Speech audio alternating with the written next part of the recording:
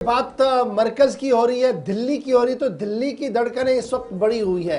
Competent and auditor general की report को लोकसभा के अंदर पेश कर दिया गया है और लोकसभा के अंदर जब सीएजी की रिपोर्ट को टेबल किया गया और सीएजी को परखा और सीएजी के अवराक को पलटा मुख्तलिफ मेंबरान और मुख्तलिफ एजेंसीज ने, जिन्होंने कुछ मकामात पर यहां पर खामियां भी पाई है। सीएजी की रिपोर्ट के आने के बाद मरकजी हुकूमत पर दबाव भी बन सकता है, क्योंकि बड़ी खबर ये कि कॉम्पिटेंट एंड ऑडिटर जनरल ने इस बात का खुलासा पेश किया है कि पीएमकेवीवाई स्कीम, अब ये पीएमकेवीवाई स्कीम क्या है जी?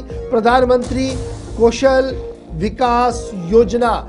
इस योजना और इस स्कीम के अंदर काफी गड़बड़ियां पाई गई हैं। फर्जी बैंक अकाउंट्स खोले गए हैं, डमी एंट्रीज की गई हैं। ये हम नहीं बल्कि कॉम्पिटेंट एंड ऑडिटर जनरल की रिपोर्ट कह रही है, जिस रिपोर्ट को मरकज के सामने पेश कर दिया गया है, जिस रिपोर्ट को टेबल किया गया लोकसभा के अंदर।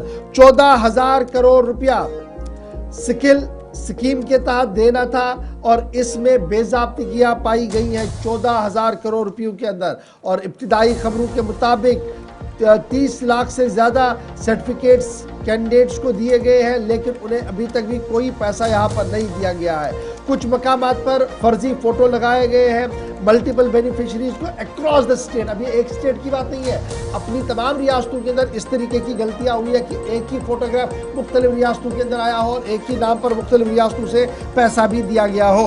डाटा मैनिपुलेट हुआ है और पीएमकेवाईएस यानी प्रधानमंत्री कौशल विकास योजना के अंदर बड़ी गड़बड़ी का इल्ज़ाम जो है और देखा गया है कॉम्पिटेंट एंड ऑडिटर जनरल की तरफ से। सीधे अपने नुमाइंदे अपने ब्यूरो है एडिटर विनोद कुमार जी के पास चलेंगे। विनोद जी, बहुत शुक्रिया जी ज्वाइन करने के लिए हमारे साथ। लेकिन बड़ी खबर जो सबसे अहम आज है वो ये है कि जहां प्राइम मिनिस्टर ऑफ इंडिया का एक नारा है कि न खाने देंगे न किसी को हम खिलाएंगे, और ये करप्शन के खिलाफ एक बड़ी आवाज थी। और अब तक कॉम्पिटेंट एंड ऑडिटर जनरल की एक रिपोर्ट इससे पहले भी आई, शायद ही इस तरीके का कोई खुलासा हुआ हो। लेकिन आज जो कॉम्पिटेंट एंड ऑडिटर जनरल की रिपोर्ट आई है पीएमकेवीवाई स्कीम के तहत, जिसमें यह साफ कर दिया गया है कि डाटा सही तरीके से नहीं है, बैंक अकाउंट्स के अंदर गलतियां हुई है और ये हजारों करोड़ रुपए की स्कीम जिसलिए बनाई गई थी, शायद उस तरीके से फायदा लोगों को नहीं मिला।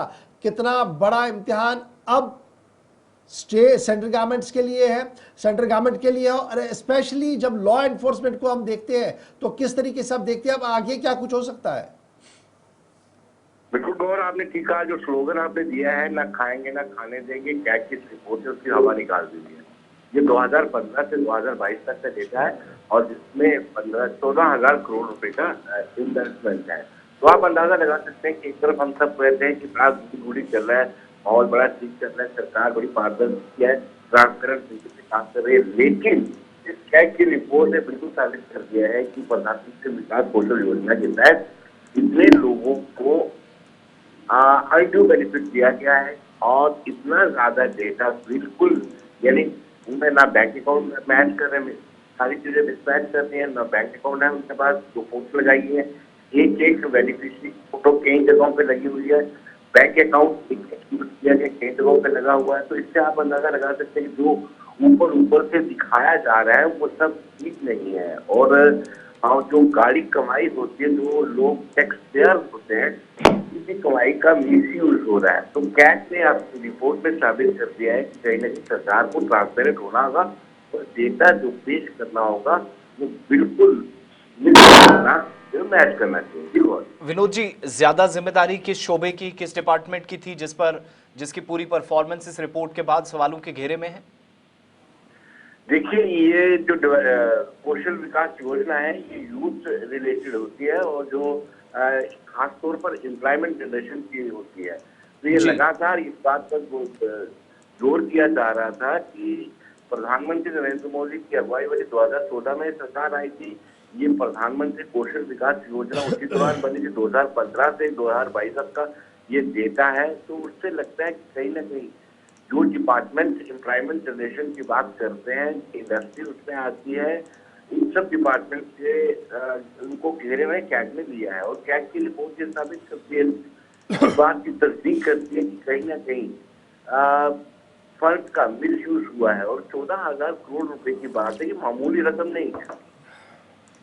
एक चीज और भी है। बहुत बहुत शुक्रिया विनोद जी प्रोग्राम में ज्वाइन करने के लिए। इशफाक की जिम्मेदारान को कोई मुतय्यन वक्त मुतय्यन करके रिपोर्ट इस पर तलब की गई है? अच्छा, इसमें रिपोर्ट तलब नहीं होती है, बेसिकली कॉम्पिटेंट ऑडिटर जनरल हिसाब किताब करता है। जी सरकार ने आपको इतना पैसा दिया, क्या ये पैसा कहीं पर लगा और इसमें क्या कोई फ्लॉ तो नहीं है? वो फ्लॉ देखा, वो कमियां देखी, वो पेचीदगियां पाई कॉम्पिटेंट ऑडिटर जनरल ने। यही वजह है कि उनका मानना था कि जनाब ये आधार बेस्ड ट्रांसफर होना चाहिए था। ये आधार बेस में भी फर्ज कहां पर हुआ, तो ये भी सवाल है। यानी बैंक से लेकर ये जो स्कीम चलाने वाले लोग हैं, इन पर अब शिकंजा कसेगा।